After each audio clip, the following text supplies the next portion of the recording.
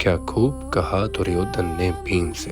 शूरवीर और नदियों की उत्पत्ति का ज्ञान बहुत कठिन है और ये बात केवल कर्ण पर लागू नहीं होती, आप सब पर भी होती है।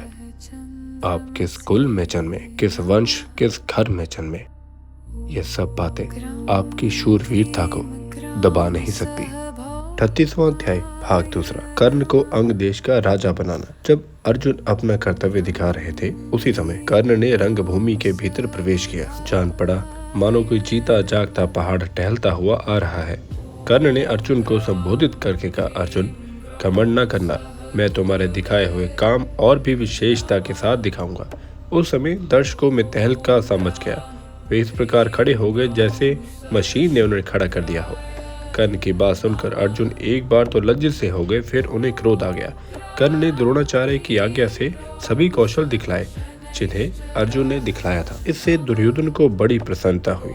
उसने कर्ण को गले लगाकर कहा, मेरे सौभाग्य से ही आपका आगमन हुआ है। हम और हमारा राज्य आपका ही है, इच्छा अनुसार इसका उपयोग कीजिए। कर्ण ने कहा, मैं तो स्वयं आपके साथ मित्रता करने को उत्सुक हूँ। इस समय मैं अर्जुन से द्वंद्व युद्ध करना चाहता हूँ।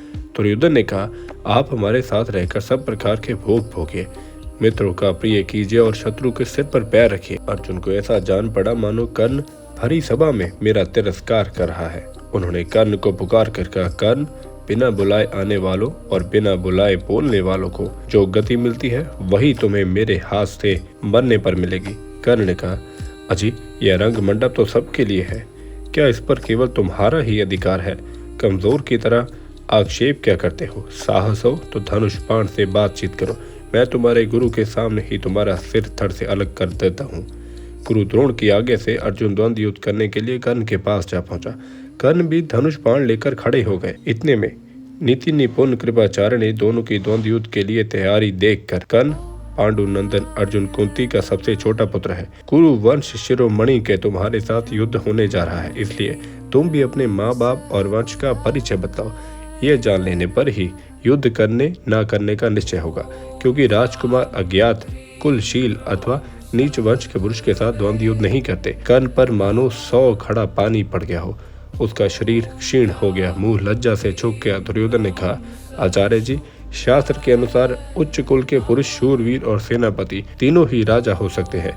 यदि अर्जुन कर्ण के साथ इसलिए नहीं लड़ना चाहते कि वे राजा नहीं है, तो मैं कर्ण को अंग देश का राज्य देता हूँ। यह कहकर दुर्योधन ने कर्ण को स्वर्ण सिंहासन पर बैठाया और तत्काल अभिषेक कर दिया। उस समय कर्ण के धर्म पिता अधिरथ को बड़ी प्रसन्नता हुई। उसका दुपट्टा बिखर रहा था, शरीर पसीने से लथपथ था और दुर्बल होने के कारण उसका अंजर पंजर दिख रहा था। वह कांपता कांपता कर्ण के पास आया और बोला, बेटा, कहकर दुलारे करने लगा। कर्ण ने धनुष छोड़कर बड़े सम्मान से उसके चरणों पर सिर रखकर प्रणाम किया। अभी उसका सिर अभिषेक के जल से भीग रहा था। अधिरथ ने झटपट कपड़े के छोर से अपना पैर ढक लिया, उसे छाती से लगाया तथा प्रेम आश्रु से उसका सिर भिगो दिया।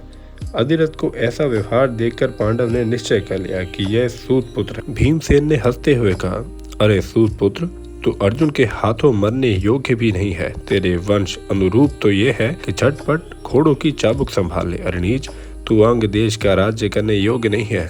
भला कहीं कुत्ता यज्ञ के हविष्य का अधिकारी होता है? कर्ण लंबी सांसें लेकर सूर्य की ओर देखने लगा।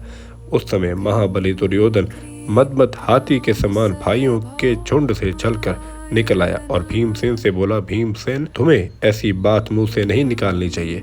क्षत्रियों में बल की श्रेष्ठता ही सर्वमान्य है, इसलिए नीच कुल के शूरवीर के साथ भी युद्ध करना ही चाहिए। शूरवीर और नदियों की उत्पत्ति का ज्ञान बड़ा कठिन है।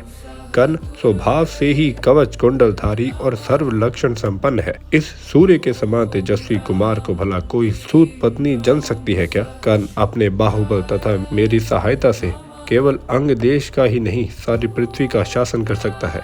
मेरा ये काम जिसने ना सहा जाता हो, वह रथ पर बैठकर धनुष पर डोरी चढ़ावे। सारे रंग मंडप में हाहाकार मच गया। अब तक सूर्यास्त हो गया था।